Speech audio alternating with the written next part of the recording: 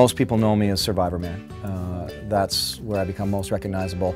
Essentially a guy who goes out and survives in the middle of nowhere, jungles, deserts, the ocean, the Arctic, for 7 days at a time, and I've created a television series out of this. We had a cottage in Ontario, in Northern Ontario, in a place called Bracebridge, and I would go to the cottage, and I would go out behind the cottage, and I would build these little shelters, and I would pretend to sleep out on the rock, and I'd had to go home at night, but I would be out there. So as a young boy, I had no idea that I was forging the basis of exactly who I was going to be, almost identically, 30 years later. I really wanted to travel, and I really wanted adventure. Half the time, I didn't even know what adventure meant. I would just throw that phrase out there, oh, I want to have adventure in my life.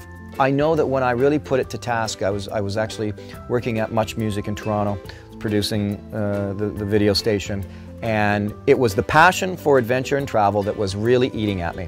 And I didn't even know it, because I was so buried in doing this other stuff, this rock video stuff.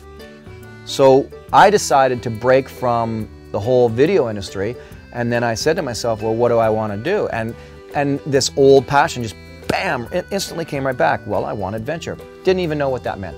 So I think to turn it into a career is to never forget your passion.